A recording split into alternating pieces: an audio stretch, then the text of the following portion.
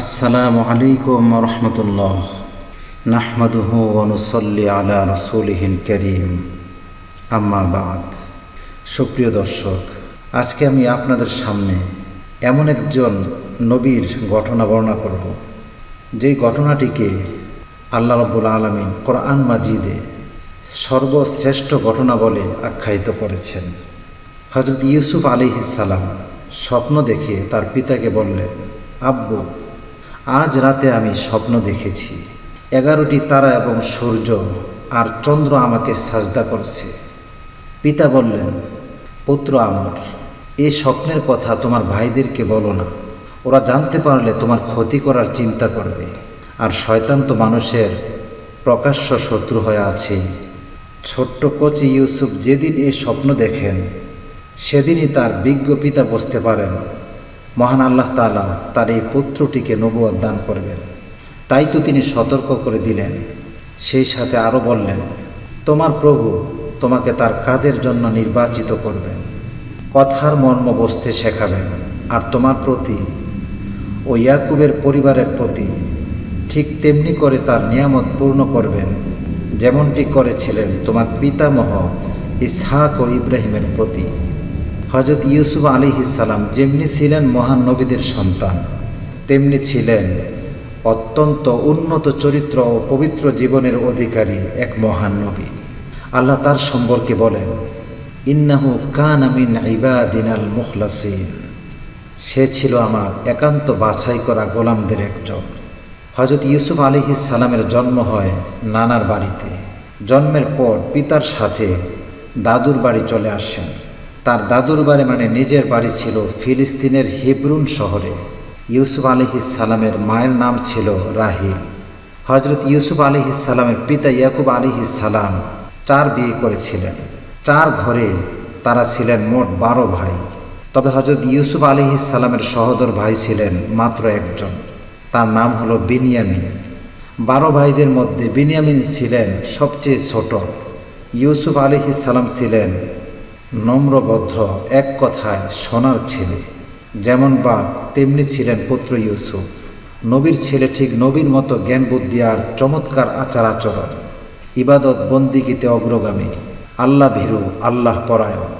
বাপ দেখলেন আল্লাহর কাছে এই ছেলেই হবে তার প্রকৃত উত্তরাধিকারী।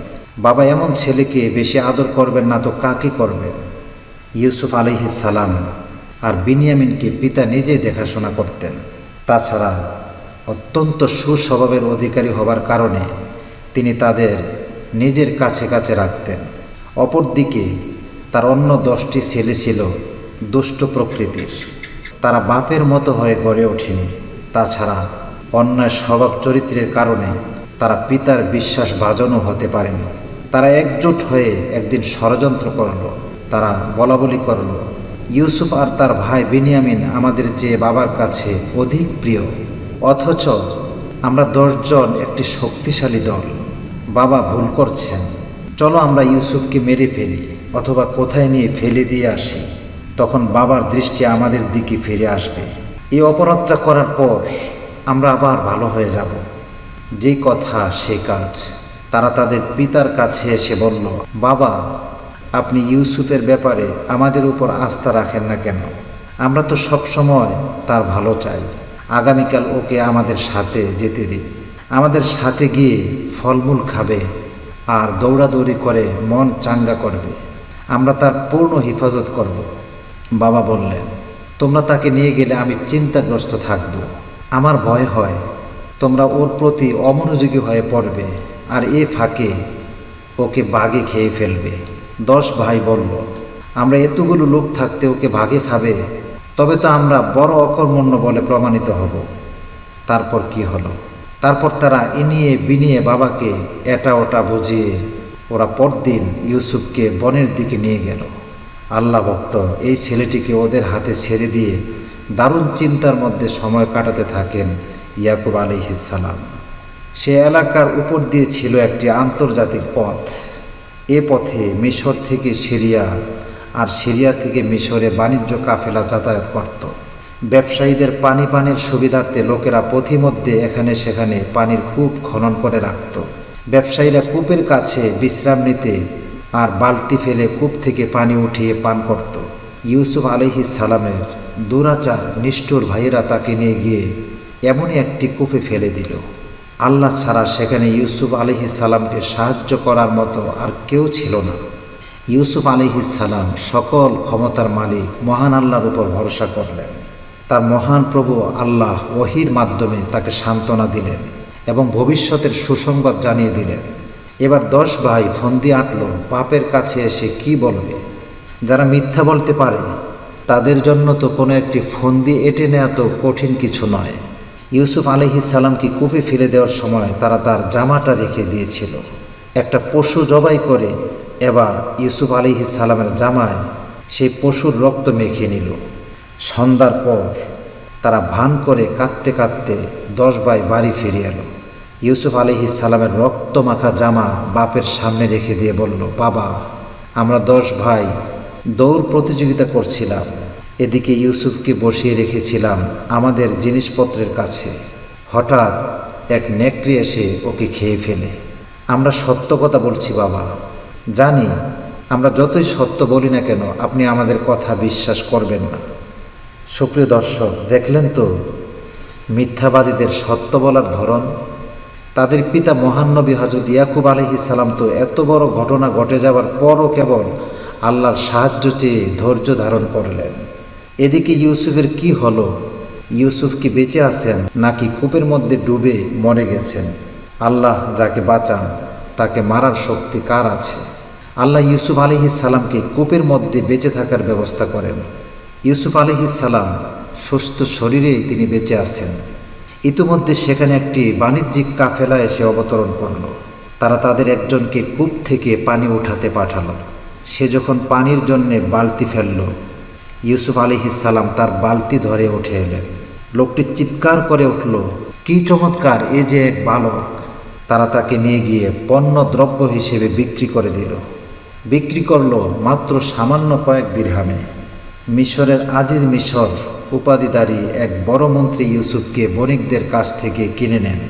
তিনি ইউসুফকে বাড়ি নিয়ে তার স্ত্রীকে বললেন, একটি ছেলে কিনে এনেছি, ওকে যত্ন করে রেখো, ও আমাদের উপকারে আসতে পারে, আর নয়তো তাকে আমরা পুত্র বানিয়ে নেব। এবার দেখুন আল্লাহর ক্ষমতা, তিনি কিভাবে ইউসুফ আলাইহিস সালামকে বাঁচিয়ে নিয়ে এলেন সেকালের শক্তিশালী রাজ্য মিশরের ক্ষমতাবানদের ঘরে। আল্লাহ তাআলা বলেন, এভাবেই আমি ইউসুফ আলাইহিস সালামের জন্যে সে দেশে প্রতিষ্ঠিত হবার পথ বের করে দিলাম। সেই সাথে আমি তাকে সব কিছুর মর্ম বোঝার শিক্ষাও দান করলাম। এই ঘরে ইউসুফ রাজপুত্রের সমাদরে বড় হতে থাকলেন। এখানেই যখন তিনি পূর্ণ যৌবন প্রাপ্ত হলেন তখন আল্লাহ তাআলা তাকে নবুয়ত দান করেন। তাকে নবুয়ত দান করে আল্লাহ বলেন, আমি নেক লোকদের এভাবেই প্রতিদান দিয়ে থাকি। তখনকার মিশরের লোকদের নৈতিক চরিত্র ছিল খুবই খারাপ। তারা নারী পুরুষ নির্লজ্জের মতো পাপ কাজ করে বেড়াত। কেউ পাপ কাজ করলে অন্যরা সেটাকে খারাপ মনে করত না। ইউসুফ আলাইহিস সালাম যেমন ছিলেন জ্ঞানী গুণী বুদ্ধিমান, ঠিক তেমনি ছিলেন অত্যন্ত সুন্দর সুদর্শন এক বলিষ্ঠ যুবক। সে আজিজি মিশরের স্ত্রী এবং রাজদরবারের অন্যান্য মহিলারা ইউসুফ আলাইহিস সালামকে চারদিক থেকে পাপ কাজে ফুসলাতে থাকেন। আজিজি মিশরের স্ত্রী জুলেখা একপক্ষীয়ভাবে ইউসুফের সাথে পাপ কাজে লিপ্ত হবার জন্যে পাগল হয়ে যায়। একদিন সে ঘরের সব দরজা বন্ধ করে দিয়ে ইউসুফ আলাইহিস সালামকে বলে, আসো। ইউসুফ আলাইহিস সালাম বললেন, এমন কর্ম থেকে আমি আল্লাহর কাছে আশ্রয় চাই। আমার প্রভু আমাকে উচ্চ মর্যাদায় অধিষ্ঠিত করেছেন। যারা পাপ কাজ করে তারা কখনো সাফল্য অর্জন করে না।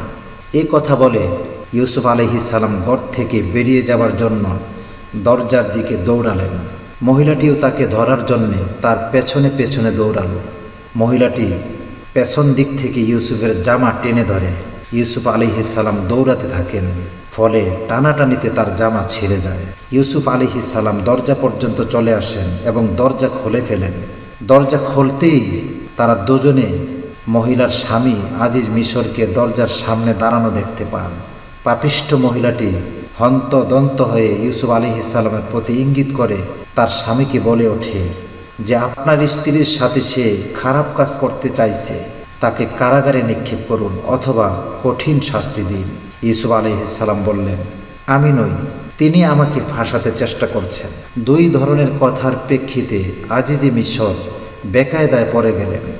এমত অবস্থায় মহিলার ঘরেরই একজন সাক্ষী দিয়ে বলল, দেখুন, ইউসুফের জামা যদি সামনের দিকে ছেঁড়া হয়ে থাকে তাহলে ইউসুফ মিথ্যাবাদী এবং আপনার স্ত্রী সত্যবাদী, আর ইউসুফের জামা যদি পেছনের দিকে ছেঁড়া হয়ে থাকে তবে আপনার স্ত্রী মিথ্যাবাদী এবং ইউসুফ সত্যবাদী। তার স্বামী যখন দেখলেন ইউসুফ আলাইহিস সালামের জামা পেছনের দিকে ছেঁড়া, তখন তিনি তার স্ত্রীকে বললেন, এটা তোমারই চক্রান্ত। নারীদের ছলনা চক্রান্ত খুবই শক্তিশালী। হে ইউসুফ, তুমি বিষয়টি উপেক্ষা করো, কারো কাছে বলাবলি করো না। আর স্ত্রীকে বললেন, তুমি তার কাছে ক্ষমা চাও, কারণ তুমি দোষী। আজিজি মিশরের স্ত্রীর এই ছিনালির খবর ছড়িয়ে পড়ে চারদিকে। কানা ঘোষা চলতে থাকে উপরের তলার মহিলাদের মাঝে। তাদের কথা হলো, ছিনালি করবি তো কর, উপরের তলার কোনো পুরুষের সাথে, তাতে কোনো সমস্যা নেই, কিন্তু কৃতদাসের সাথে করতে গেলি কেন? তাদের এসব কথাবার্তার খবর এসে পৌঁছে যায় আজিজি মিশরের স্ত্রী জোলেখার কানে। তার কথা হলো, ওরা আমার কাঙ্ক্ষিত যুবকটি সম্পর্কে না জেনেই আমাকে দোষারোপ করছে। ফলে জোলেখা তাদের ভুল ধারণা দূর করার সিদ্ধান্ত নেয়। সে উপরতলার মহিলাদের জন্য আয়োজন করে এক ভোজ সভা। তাদেরকে নিমন্ত্রণ জানায় একটি নির্দিষ্ট দিনে। খাবার টেবিলে খাবার সাজিয়ে রাখে। কেটে কেটে খাবার জন্য প্রত্যেকের জন্য সরবরাহ করে একটি করে ছড়ি। সবাই ছড়ি দিয়ে ফল কেটে কেটে খাচ্ছে। ঠিক এমন সময় জোলেখা ইউসুফ আলাইহিস সালামকে তাদের সামনে আসতে আদেশ করেন। ইউসুফ আলাইহিস সালাম ডাইনিং হলে ঢুকতেই সবগুলো নারী বিস্ময়ে হতবাক হয়ে তাকিয়ে থাকে ইউসুফ আলাইহিস সালামের দিকে। তারা আত্মভোলা হয়ে কেটে ফেলে নিজেদের হাত। তারা স্বতঃস্ফূর্ত হয়ে বলে ওঠে, আল্লাহর কসম, এটা তো মানুষ নয়, সাক্ষাৎ এক সম্মানিত ফেরেশতা। এবার জোলেখা বলে ওঠে, দেখো, তোমরা না জেনে এমন যুবকের ব্যাপারে আমাকে তিরস্কার করেছিলে। আমি অবশ্যই তাকে নিবেদন করেছি, কিন্তু সে আমার প্রস্তাব প্রত্যাখ্যান করেছে। এখন থেকে সে যদি আমার প্রস্তাব প্রত্যাখ্যান করে তাহলে অবশ্যই আমি তাকে লাঞ্ছিত করে কারাগারে নিক্ষেপ করব। আল্লাহর একান্ত অনুগত দাস ইউসুফ আলাইহিস সালাম তো কিছুতেই পাপ কাজে নিমজ্জিত হতে পারেন না। এখন ইউসুফ আলাইহিস সালাম সবার জ্বালাতনে তিনি অতিষ্ঠ হয়ে ওঠেন। উপরতলার সব মহিলার দৃষ্টি এখন ইউসুফ আলাইহিস সালামের দিকে। নাগিনীদের চতুর্মুখী সবলের মুখে ইউসুফ আলাইহিস সালাম এক মুহূর্তের জন্য তার মহামণি আল্লাহর অসন্তুষ্টির পথে পা বাড়াননি। ইউসুফ আলাইহিস সালাম আল্লাহর কাছে দোয়া করে বললেন, হে আমার প্রভু, এরা আমাকে যে কাজের দিকে ডাকছে তার চাইতে কারাগারই আমার কাছে অধিক প্রিয়। হে আমার প্রভু, এদের চক্রান্ত থেকে তুমি যদি আমাকে না বাঁচাও তাহলে তো আমি তাদের ফাঁদে আটকে যাব। ইউসুফ আলাইহিস সালামের ফরিয়াদ আল্লাহ রাব্বুল আলামিন কবুল করলেন। নারীদের চক্রান্ত থেকে তাকে রক্ষা করলেন। যে সকল নারীরা ইউসুফ আলাইহিস সালামের জন্য উন্মাদ হয়ে পড়েছিল তারা একটি নির্দিষ্ট মেয়াদে ইউসুফ আলাইহিস সালামকে কারাগারে পাঠিয়ে দেয়, অথচ তারা জানতো ইউসুফ আলাইহিস সালাম সম্পূর্ণ নির্দোষ। এভাবে ইউসুফ আলাইহিস সালাম নৈতিক পরীক্ষায় মহাবীরের বেশি বিজয়ী হলেন, আর মিশরের অভিজাত মহল তার চারিত্রিক আদর্শের কাছে চরমভাবে পরাজিত হল। ইউসুফ আলাইহিস সালাম জেলে এসে কৌশলের সাথে আল্লাহর দ্বীন প্রচারের কাজে আত্মনিয়োগ করেন। তার জ্ঞান, বুদ্ধি, উন্নত চরিত্র আর দাওয়াতি কাজে আকৃষ্ট হয়ে কয়েদিরা তার ভক্ত হয়ে পড়ে। এক রাত্রে দুজন কয়েদি স্বপ্নে দেখল। তারা ভাবল ইউসুফ ছাড়া আর কেউ তাদের স্বপ্নের মর্ম বলে দিতে পারবে না। ছুটে এলো তারা ইউসুফ আলাইহিস সালামের কাছে। একজন বলল, আমি স্বপ্ন দেখেছি আমি মদ তৈরি করছি। অপরজন বলল, আমি স্বপ্ন দেখেছি আমার মাথায় রুটি রাখা আছে আর পাখি তা থেকে খাচ্ছে। এরা দুজন ছিল মিশরের রাজ দরবারের কর্মচারী। একজন ছিল রাজার মদ প্রস্তুতকারক আর অপরজন ছিল রুটি প্রস্তুতকারক। ইউসুফ আলাইহিস সালাম ওদের স্বপ্নের কথা শুনে বললেন, তোমাদের খাবার আসার আগেই আমি তোমাদের স্বপ্নের ব্যাখ্যা বলে দেব।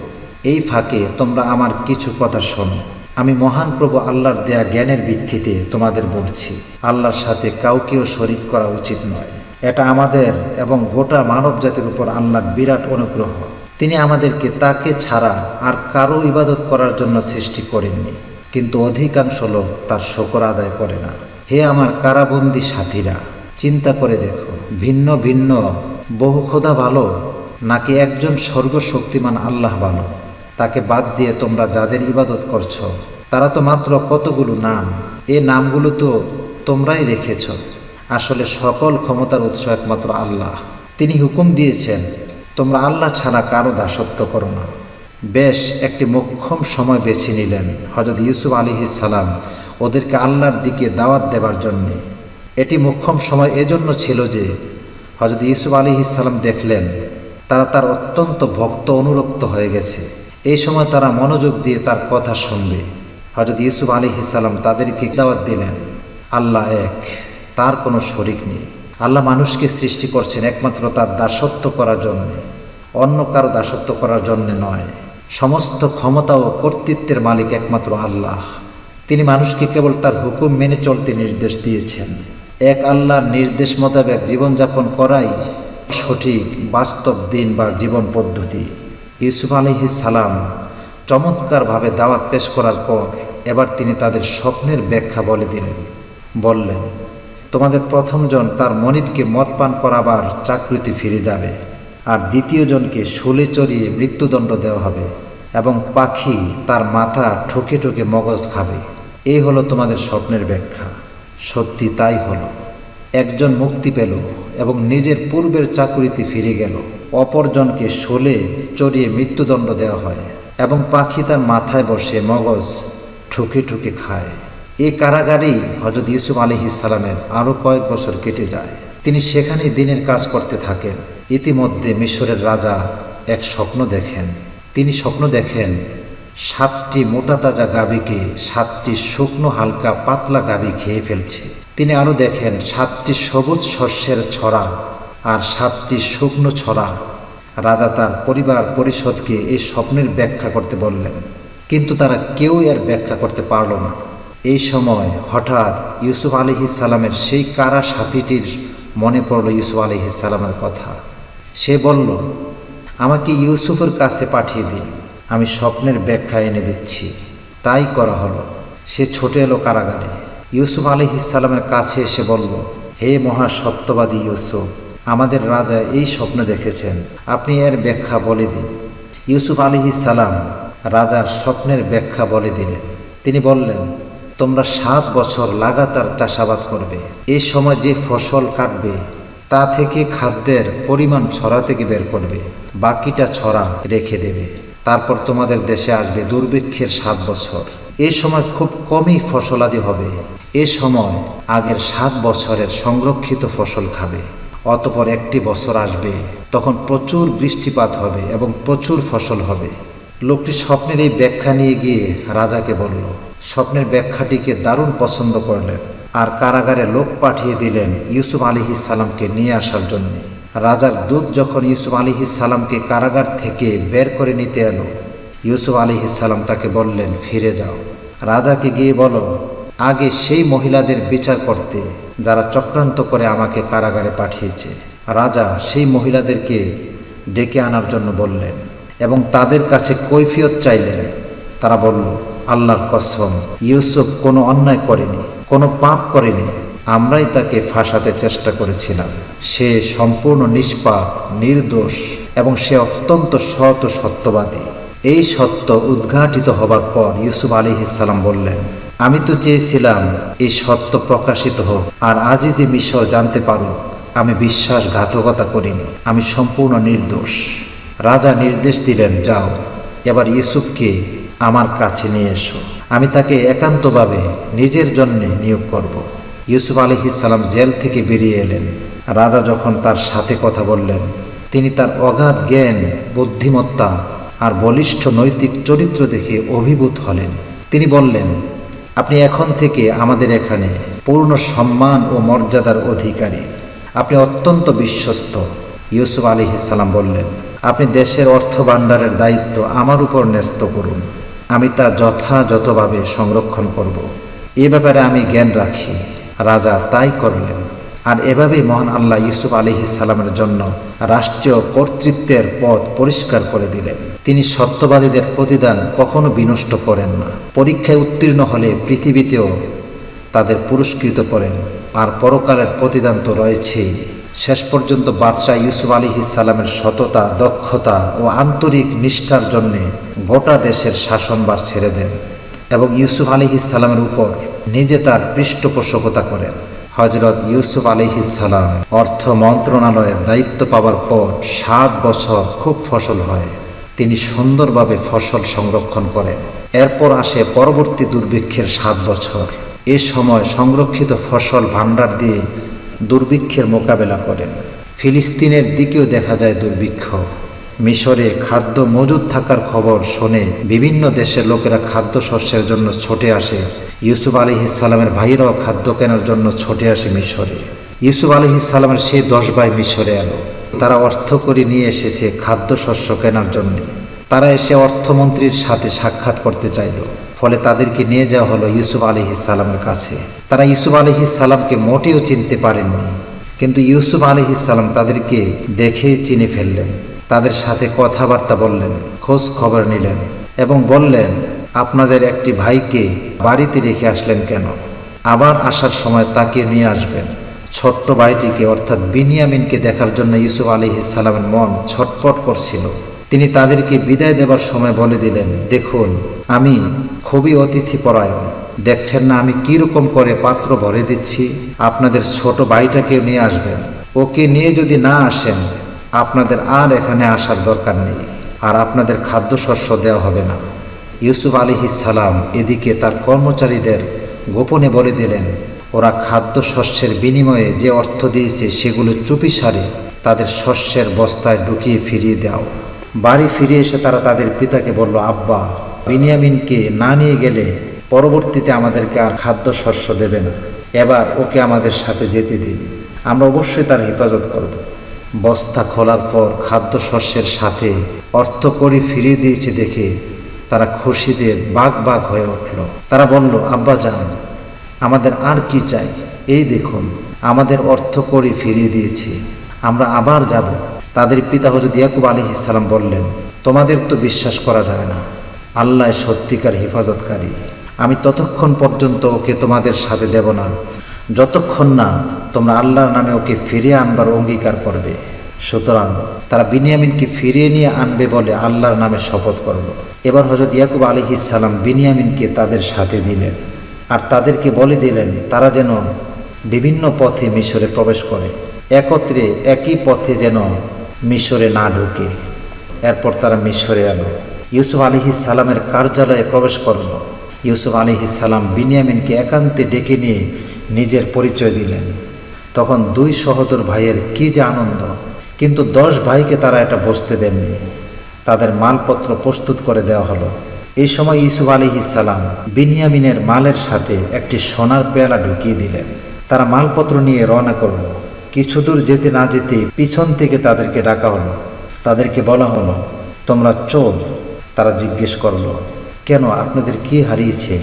কর্মচারীরা বলল, বাদশার পানপাত্র হারিয়েছে। তারা বলল, আল্লাহর কসম, আমরা বিবাদ সৃষ্টি করতে আসিনি, আর আমরা চোরও নই। তোমাদের কথা মিথ্যা প্রমাণিত হলে চোরের কি শাস্তি হবে? যার কাছে পেয়ালা পাওয়া যাবে আপনারা তাকে রেখে দেবেন। আমাদের ওখানে জালিমদের শাস্তির বিধান এটাই। এবার তল্লাশি শুরু হলো। প্রথমে 10 ভাইয়ের মাল তল্লাশি করা হলো। সবশেষে বিনিয়ামিনের মালপত্র থেকে উদ্ধার করা হলো পেয়ালা। 10 ভাই বলল, এ যদি চুরি করে থাকে তবে অবাক হবার কিছু নেই। ইতিপূর্বে তার সহোদর ভাইও চুরি করেছিল। ইউসুফ আলাইহিসসালাম তাদের এই অপবাদ নীরবে হজম করেন। মনে মনে বললেন, তোমরা কত বড় বদ! আল্লাহ প্রকৃত সত্য অবগত আছেন। তারা আবদার করল বিনিয়ামিন ধরা পড়লেও তার পরিবর্তে তাদের কোনো একজনকে রেখে দিতে। ইউসুফ আলাইহিসসালাম তা অন্যায় বলে অস্বীকার করলেন। ফলে তারা নিরাশ হয়ে বাইরে গিয়ে ভাবতে থাকেন এখন কি করবে। তাদের মধ্যে যে ভাইটি সবচেয়ে বড় সে বলল, তোমাদের কি মনে নেই তোমরা তোমাদের পিতার সাথে কি অঙ্গীকার করে এসেছ? তোমরা বিনিয়ামিনকে ফিরিয়ে নিয়ে যাবে বলে আল্লাহর নামে অঙ্গীকার করে আসনি। ইতিপূর্বে ইউসুফ আলাইহিসসালামের ব্যাপারেও তোমরা বাড়াবাড়ি করেছ, তাও তোমাদের মনে আছে। এখন আমি এখানেই থেকে যাব। আল্লাহর কোনো ফয়সালা না হলে অথবা বাবা অনুমতি না দিলে আমি এখান থেকে ফিরে যাব না। তোমরা বাবার কাছে ফিরে গিয়ে সব ঘটনা খুলে বলো। ওরা বাড়ি ফিরে এসে যখন তাদের পিতা হযরত ইয়াকুব আলাইহিস সালামের কাছে ঘটনা বলল, তখন তিনি বললেন, আমি সবর করব। মহান আল্লাহ ওদের দুই ভাইকেই আমার কাছে ফিরে আনতে পারেন, তিনি তো সব কিছু জানেন। এদিকে দুঃখ বেদনায় হযরত ইয়াকুব আলাইহিস সালাম জর্জরিত হয়ে পড়েন। কাঁদতে কাঁদতে তার চোখ অন্ধ হয়ে যায়। তিনি ছেলেদের বলেন, যাও ইউসুফ আর তার ভাইকে অনুসন্ধান করো, আল্লাহর রহমত থেকে নিরাশ হয়ো না। তারা আবার ফিরে এলো মিশরে। ইউসুফের সাথে দেখা করে বলল, হে আজিজি মিশর, আমরা এবং আমাদের পরিবার পরিজন কঠিন বিপদের সম্মুখীন হয়ে আছি।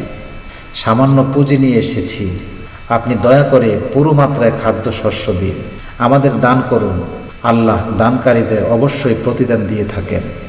ওদের বক্তব্য শুনে ইউসুফ আলাইহিস সালাম বললেন, তোমাদের কি মনে নেই তোমরা যখন অজ্ঞ ছিলে তখন ইউসুফ আর তার ভাইয়ের সাথে কি ব্যবহারটা করেছিলে? এ কথা শুনে তারা আঁতকে উঠল, বলল, হায়, তুমি কি তাহলে ইউসুফ? ইউসুফ আলাইহিস সালাম বললেন, হ্যাঁ আমি ইউসুফ, আর এই বিনিয়ামিন আমার ভাই। মহান আল্লাহ আমাদের প্রতি অনুগ্রহ করেছেন। যারাই আল্লাহকে ভয় করবে আর সবর অবলম্বন করবে, আল্লাহ সেই সৎ লোকদের কর্মফল নষ্ট করবেন না। ওরা 10 ভাই বলল, আল্লাহর কসম, আল্লাহ তোমাকে আমাদের উপর শ্রেষ্ঠত্ব দিয়েছেন, সত্যি আমরা বড় অপরাধ করেছি। ইউসুফ আলাইহিস সালাম বললেন, আজ আর তোমাদের বিরুদ্ধে আমার কোনো অভিযোগ নেই, আল্লাহ তোমাদের ক্ষমা করুন, তিনি সব দয়ালুর বড় দয়ালু। এরপর ইউসুফ আলাইহিস সালাম তার গায়ের জামা তাদের হাতে দিয়ে বললেন, এই জামাটি নিয়ে বাড়ি চলে যাও, এটি আমার আব্বাজানের মুখমণ্ডলে রেখে দিও, এতে তিনি দৃষ্টিশক্তি ফিরে পাবেন। আর আমাদের আব্বা আম্মা সহ তোমাদের সমস্ত পরিবার পরিজনকে মিশরে নিয়ে এসো। 10 ভাই এবার মনের সুখে ফিলিস্তিন অভিমুখে যাত্রা করল। এদিকে এরা যাত্রা করছে, আর ওদিকে হযরত ইয়াকুব আলাইহিস সালাম বাড়ির লোকদেরকে বললেন, আমি ইউসুফের সুঘ্রাণ পাচ্ছি, তোমরা আমাকে বুড়ো বয়সের বুদ্ধিভ্রষ্ট বলো না। ইতিমধ্যে ওরা ইউসুফ আলাইহিস সালামের সুসংবাদ নিয়ে বাড়ি পৌঁছে গেল। আর ওই জামাটি হযরত ইয়াকুব আলাইহিস সালামের মুখমণ্ডলে স্পর্শ করবার সাথে সাথে তিনি দৃষ্টিশক্তি ফিরে পেলেন। আনন্দে খুশিতে ইয়াকুব আলাইহিস সালাম আল্লাহর শুকর আদায় করলেন। ওরা 10 ভাই বাবার কাছে ক্ষমা চাইল। বাবাকে ওদের জন্য আল্লাহর কাছে দোয়া করতে বলল। তিনি তাদের জন্য দোয়া করলেন। হযরত ইয়াকুব আলাইহিস সালাম সবাইকে হিজরতের প্রস্তুতি নিতে নির্দেশ দিলেন। ইতিমধ্যে তারা বিরাট পরিবার পরিজনের বহর নিয়ে মিশরের উদ্দেশ্যে যাত্রা করলেন। জানা যায় এ সময় হযরত ইয়াকুব আলাইহিস সালামের পরিবারের সদস্য সংখ্যা ছিল 66 জন। তারা যেদিন মিশরের রাজধানীর কাছে পৌঁছলেন সেদিন ছিল মিশরে একটি উৎসবের দিন। উৎসব উপলক্ষে বিপুল সংখ্যক লোক এক জায়গায় একত্র হয়। হযরত ইউসুফ আলাইহিস সালাম সেনাবাহিনী ও জনগণের বিরাট এক শোভাযাত্রা সহ তার পিতামাতাকে অভ্যর্থনা জানান। ইউসুফ আলাইহিস সালামের বাবা মা ও পরিবার বর্গ মিশরে আগমনের খবর শুনে জনগণের মধ্যে খুশির জোয়ার বয়ে আসে। স্বয়ং মিশরের রাজা ইউসুফ আলাইহিস সালামকে নির্দেশ দেন তাদেরকে বড় আকারে সংবর্ধনা জানাবার। বাবা মা ও আপনজনদের মিশর আগমনে আজ ইউসুফ আলাইহিস সালামের মনে যে কি খুশি আর কত যে আনন্দ তা ভাষায় প্রকাশ করার মতো নয়। ইউসুফ আলাইহিস সালাম তাদেরকে মহা সংবর্ধনায় এগিয়ে আনেন, বাবা মাকে নিজের আসনে বসান। তারা সবাই ইউসুফ আলাইহিস সালামের প্রতি কৃতজ্ঞতা প্রকাশ করে। ভাইরা সবাই ইউসুফ আলাইহিস সালামের কাছে নত হলো, তার কাছে ক্ষমা চাইল। বাবা মা ইউসুফ আলাইহিস সালামকে পেয়ে আল্লাহর কৃতজ্ঞতা প্রকাশ করলেন। এভাবেই ইউসুফ ছোট্টবেলায় যে স্বপ্ন দেখেছিলেন তা সত্যে পরিণত হলো। ইউসুফ বললেন, আব্বাজান, আমি যে স্বপ্ন দেখেছিলাম এই হলো সেই স্বপ্নের মর্ম। আমার প্রভু আমার স্বপ্নকে সত্যে পরিণত করেছেন। তিনি আমার প্রতি বিরাট অনুগ্রহ দেখিয়ে আমাকে কারাগার থেকে বের করে এনেছেন, আপনাদের মরু অঞ্চল থেকে বের করে এনে আমার সাথে মিলিত করেছেন। অথচ শয়তান আমারও আমার ভাইদের মাঝে বিরোধ সৃষ্টি করে দিয়েছিল। আমার প্রভু অতি সূক্ষ্ম কৌশলে তার সিদ্ধান্ত বাস্তবায়ন করেন। তিনি অত্যন্ত জ্ঞানী সুকৌশলী। ইউসুফ আলাইহিস সালামের আর কি চাই? মহান আল্লাহ তাকে মৃত্যুর হাত থেকে বাঁচিয়েছেন, দাসত্ব থেকে মুক্ত করেছেন, কারাগার থেকে মুক্ত করেছেন, নবুয়ত দান করেছেন। রাষ্ট্রীয় ক্ষমতা দান করেছেন, বিপুল জনপ্রিয়তা দান করেছেন। অবশেষে বাবা মা আর সকল আত্মীয় স্বজনকেও এনে তার সাথে মিলিয়ে দিয়েছেন। সুবহানাল্লাহ, মহান আল্লাহর কত যে অনুগ্রহ তার উপর। তিনি অত্যন্ত বিনীত কণ্ঠে শুকর আদায় করেন তার মহান প্রভু আল্লাহ তাআলার দরবারে। হে আমার প্রভু, তুমি আমাকে রাষ্ট্রীয় ক্ষমতা দান করেছ, কথার মর্ম বুঝতে শিখিয়েছ। হে আসমান জমিনের স্রষ্টা, দুনিয়া ও আখিরাতে তুমি আমার অভিভাবক। তোমার অনুগত অবস্থায় আমাকে মৃত্যু দিও আর নেককার লোকদের সাথে মিলিত করো। বিভিন্ন ঐতিহাসিক গবেষণা থেকে জানা যায়, হযরত ইউসুফ আলাইহিস সালাম যখন মিশরে যান, তখন মিশরে 15তম রাজ পরিবারের শাসন চলছিল। এই বংশের রাজাদের বলা হতো রাখাল রাজা। এরা মিশরীয় ছিল না, তারা ফিলিস্তিন ও সিরিয়া অঞ্চল থেকে মিশরের রাজত্ব দখল করে। এই বংশের রাজাদের আমালিক রাজাও বলা হয়। এরা বিদেশি হবার কারণে হযরত ইউসুফ আলাইহিস সালামকে তারা সাদরে গ্রহণ করেছিল। ইয়াকুব আলাইহিস সালামের বংশধর বনি ইসরাইলকে দেশের সবচাইতে উর্বর এলাকায় বসতি স্থাপন করতে দিয়েছিল। অনেক ঐতিহাসিক মনে করেন রাখাল রাজাদের আপোসিস নামক রাজাই ছিলেন হযরত ইউসুফ আলাইহিস সালামের সময়কার রাজা। এই রাজা হযরত ইউসুফ আলাইহিস সালামকে অত্যন্ত সম্মান দান করেন। প্রথমে তিনি ইউসুফ আলাইহিস সালামকে অর্থমন্ত্রী বানান, পরে দেশ শাসনের বিরাট দায়িত্বভার ইউসুফ আলাইহিস সালামের উপর অর্পণ করেন। হযরত ইউসুফ আলাইহিস সালাম যে বিরাট যোগ্যতা ও অগাধ জ্ঞানের ভিত্তিতে দেশ শাসন করেন, রাজা তাতে খুব সন্তুষ্ট ছিলেন। শেষ পর্যন্ত হযরত ইয়াকুব আলাইহিস সালামের বংশধররা বনি ইসরাইলের লোকেরা ব্যাপকভাবে ক্ষমতায় অংশগ্রহণ করে। বিভিন্ন স্তরে তারা দেশ পরিচালনার দায়িত্ব পালন করে। কোরআনের একটি সূরাই রয়েছে হযরত ইউসুফ আলাইহিস সালামের নামে। সূরাটির নাম ইউসুফ। এটি পবিত্র কোরআনের 12তম সূরা, মক্কায় অবতীর্ণ হয়েছে। গোটা সূরায় হযরত ইউসুফ আলাইহিস সালামের কাহিনী বর্ণিত হয়েছে। কোরআন মজিদে এই কাহিনীকে আহসানুল কাসাস বলে আখ্যায়িত করা হয়েছে। এর মানে সর্বোত্তম কল্যাণকর কাহিনী। সত্যি হযরত ইউসুফ আলাইহিস সালামের জীবনীতে রয়েছে তরুণ ও যুবকদের জন্য অনেক শিক্ষণীয় বিষয়, রয়েছে আদর্শ জীবন গড়ার উপাদান। পবিত্র কোরআনে ইউসুফ আলাইহিস সালামের নাম 27 বার উল্লেখ হয়েছে। এর মধ্যে 25 বারই উল্লেখ হয়েছে সূরা ইউসুফে। তাছাড়া সূরা আনআমের 84 এবং সূরা আল মুমিনুনের 34 নম্বর আয়াতে একবার করে উল্লেখ হয়েছে। বিস্তারিত জানার জন্য সূরা ইউসুফ পড়ে নেবেন। হযরত ইউসুফ আলাইহিস সালামের কাহিনীতে রয়েছে আমাদের জন্য অনেক শিক্ষা। তার জীবন আদর্শ থেকে পাওয়া শিক্ষাগুলো এখানে উল্লেখ করা হলো। আসুন আমরা মনোযোগ দিয়ে সেগুলো শুনে নেই। তার পিতা হযরত ইয়াকুব আলাইহিস সালাম ছিলেন আল্লাহর নবী। ফলে ইউসুফ ছোটবেলা থেকে নবীর অনুসারী হন, নবীর পথে চলেন। তিনি ছিলেন অত্যন্ত জ্ঞান পিপাসু। ফলে আল্লাহ তাকে অনেক জ্ঞান দান করেন, কথার মর্ম উপলব্ধি করার যোগ্যতা দান করেন। তিনি সবসময় পিতামাতার সাথে ভালো ব্যবহার করতেন। ফলে পিতামাতাও তাকে অত্যন্ত ভালোবাসতেন। তিনি ছিলেন অত্যন্ত বিশ্বাসী, যে কেউ তার উপর আস্থা রাখতে পারত। তিনি ছিলেন অত্যন্ত উন্নত নৈতিক চরিত্রের অধিকারী। তিনি গোপনে এবং সুযোগ পেয়েও পাপ কাজ করেননি। তিনি সবসময় আল্লাহকে ভয় করতেন। তিনি কারাবন্দী থেকে নির্যাতন সয়েছেন, কিন্তু কোনো প্রকার অন্যায় ও পাপ কাজ করতে রাজি হননি। তিনি ছিলেন অত্যন্ত আমানতদার, কখনো বিশ্বাসঘাতকতা করেননি। তিনি অত্যন্ত ধৈর্যশীল ছিলেন, কখনো ধৈর্যহারা হননি। তিনি সুযোগ পেলে মানুষকে আল্লাহর পথে ডাকতেন, দাওয়াত দিতেন। সকল বিষয়ে তিনি আল্লাহর উপর ভরসা করতেন, আল্লাহর কাছেই সাহায্য চাইতেন, তার কাছেই ফরিয়াদ করতেন। তিনি তার জ্ঞান ও প্রতিভার মাধ্যমে মানুষের উপকার করতেন, তাদের সমস্যার সমাধান বলে দিতেন, পরামর্শ দিতেন। যেসব নারী তার বিরুদ্ধে ষড়যন্ত্র করেছিল, তিনি সামাজিকভাবে তাদের মুখোশ খুলে দিয়েছিলেন। তিনি সামাজিকভাবে নিজের নির্দোষ, বিশ্বস্ত ও নিষ্পাপ হবার কথা প্রমাণ করে দেন। তিনি সুযোগ পেয়ে রাষ্ট্রীয় ক্ষমতা গ্রহণ করেন। তিনি অত্যন্ত যোগ্যতা ও ক্ষমতার সাথে তার উপর অর্পিত রাষ্ট্রীয় দায়িত্ব পালন করেন। ক্ষমতা থাকা সত্ত্বেও তিনি ভাইদের অপরাধের প্রতিশোধ গ্রহণ করেননি। সুযোগ পেয়েও প্রতিশোধ গ্রহণ না করে ভাইদের ক্ষমা করে দেন। তিনি পিতামাতা ও ভাইদের সম্মানের সাথে পুনর্বাসিত করেন। তিনি সকল সৌভাগ্যের জন্য কেবলমাত্র মহান আল্লাহর শকর আদায় করেন, তারই কৃতজ্ঞতা আদায় করেন। তিনি আল্লাহর একান্ত অনুগত বাধ্যগত দাসের মতো অবস্থায় মৃত্যু কামনা করেন। পরকালে তিনি নেক লোকদের সাথী হবার জন্যে পরম দয়াবান আল্লাহর কাছে আকুতি জানান। আসুন আমরা হযরত ইউসুফ আলাইহিস সালামের এসব মহান আদর্শের অনুসরণ করি, নিজেদের আদর্শ মানুষ হিসেবে গড়ে তুলি। প্রিয় দর্শক, আপনি যদি এইরকম ভিডিও আরও পেতে চান তাহলে চ্যানেলটিতে সাবস্ক্রাইব করে আমাদের সঙ্গে থাকুন।